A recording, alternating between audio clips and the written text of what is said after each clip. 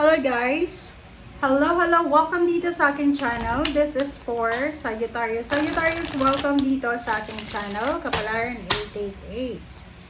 Alamin natin ang November reading para sa lahat ng Sagittarius, number 11. This is monthly reading guys for the month of November in general. Okay, so first card mo dito is number 11, the Sun. And Witch, number 27, 7, 8, 9. Okay. Unahin natin yung The Sun. Sinasabi ng baraha dito na Sagittarius, may minamanifest ka na emotional happiness. Mayroon kang pinapangarap or kumbaga pinagpipray na kaligayahan talaga. Dito sa barahang to, sinasabi ng baraha sa'yo dito na nasa kamay mo yun eh, 'di ba? Ikaw yung gagawa ng kaligayahan mo. Ikaw yung maghahanap or ikaw yung nakakaalam kung ano yung magbibigay sa iyo ng happiness. So, sinasabi ng baraha sa iyo dito na kailangan mong trabahuhin siya.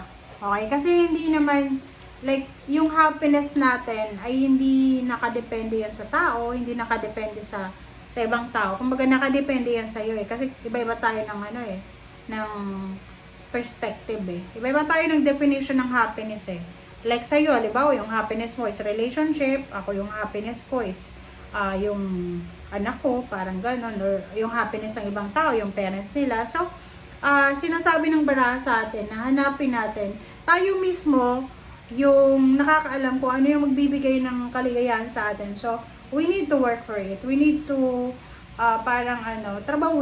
trabahuin natin kung ano yung talagang magbibigay sa atin ng ligaya. And wag nating halimbawa, yung kaligayahan mo, yung foundation mo is your family, wag mong i-take for granted yung pamilya mo, yung asawa mo, yung anak mo, kasi sila yung kaligayahan mo. 'Di ba? So, kung ano man tong minamanifest mo na happiness or success or joy, makukuha mo yan kasi ikaw yung may gusto niyan, 'di ba? Which justice is coming. So sinasabi ng baraha na there's a good karma coming. Malapit na 7-9 to eh, 7-9 to eh.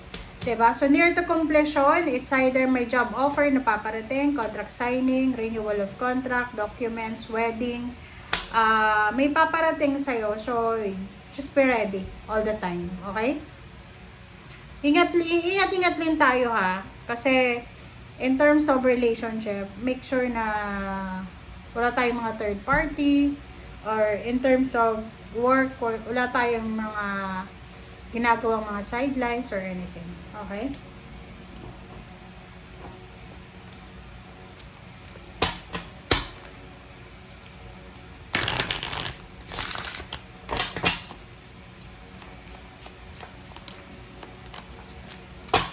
Alright.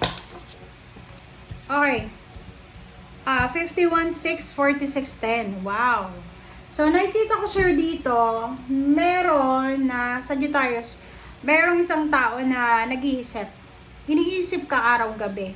Or kumbaga, maybe this one is your ex-boyfriend, ex-girlfriend, naging kaaway mo, nakasamaan mo ng loob, or kung sino man siya. Parang ang taong to ay iniisip ka niya araw-gabi kasi gusto niyang makipagbalikan sa'yo, or pwedeng gusto niyang ayusin yung relationship niyo, or gusto niyang balansehin. Or maybe this is your family, ikaw nasa ibang bansa ka or nasa malayo ka na palagi kang iniisip. So please comment down below if you are resonated dito. Hindi ko alam ba't hinahanap natin dyan is pera tapos lumabas relationship.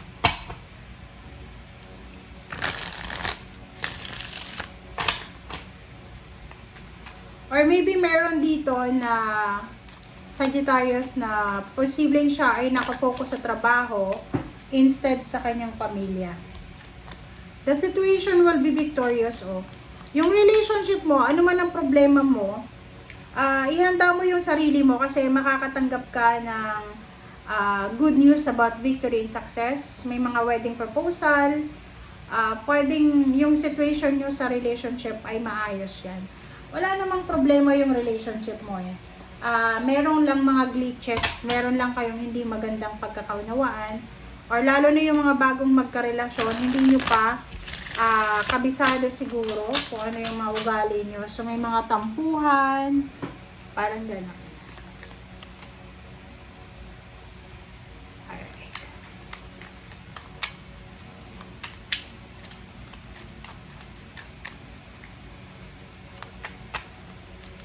Okay, so next is Ace of Swords. So, there's a good news coming. Ihanda mo yung sarili mo. Kasi sa buwan ng November ay may balita ka na matatanggap, communication. And, sinasabi ng barahan na to na may kailangan kang i-give up. May kailangan kang parang i-give up. Okay, ano ba sa Tagalog yung i-give up? May kailangan i-give up para sa isang balitang ito. So, halimbawa, makatanggap ka ng balita na yung balitang iyan ay kailangan mong mag-desisyon. Yung plano mo, 7 of Pentacles. So, maybe pera. If you're waiting for, halimbawa, nag-aantay ka ng salary increase, higher position, posibleng sa buwan ng November, i-give up mo na lang eh. Kasi, halimbawa, nakatanggap ka ng job offer sa other company, tapos sa kasalukuyan, nag-aantay ka ng parang higher position. So, i-give up mo na lang yung higher position kasi may naghihintay sa yung mas magandang trabaho sa ibang company. Parang ganun. Alright, so, kung single ka, ihanda mo yung sarili mo kasi maraming magkakagusto sa'yo eh. Sobrang attractive mo sa ngayon. And 9 of Stakes, sinasabi ng baraha sa'yo, iwasan natin, okay, yung mga Sagittarius dyan na hindi makatulog sa gabi, masyadong nag-iisip. Iwasan nyo yung sobrang-sobrang pag-iisip ng negative. Iwasan nyo yung sobrang-sobrang pag-iisip ng kung ano-ano. Okay? Iwasan nyo, okay, ito para sa mga Sagittarius ha, iwasan nyo yung sobrang overthinking eh. Parang kung ano-anong iniisip nyo ng mga like sa relationship, na halimbawa kung nasa long distance relationship, iwasan nyo yun. Okay? And sa gabi, matulog kayo, magpahinga. 10 of Cups, sinasabi ng barahan na isang napakagandang balita ang posibleng matatanggap mo. Maybe this is a job offer, or maybe isang kapamilya ang mag-offer sa'yo ng pera, pwedeng pautangin ka, or maybe isang tao na malapit sa'yo ang mag-offer sa'yo ng suporta. Okay? In terms of money or in terms of relationship. Doon sa mga Sagittarius na looking for a relationship kayo, sinasabi ng baraha sa'yo, huwag kayong magmamadali. Okay? Huwag kayong magmamadali kasi may nakatadhana talaga para sa inyo. And Ace of Pentacles, if money naman yung iniintay nyo, sinasabi ng baraha sa'yo dito na darating yung perang ito sa hindi mo inaasahang pagkakataon. So just be ready. Be ready to receive. Okay? Basta itong taon na to na 2025, yung iba sobrang victorious, pero yung iba so-so lang. Pero yung iba sa inyo ay sobrang magiging masaya bago matapos yung taon. Thank you guys for watching. Bye!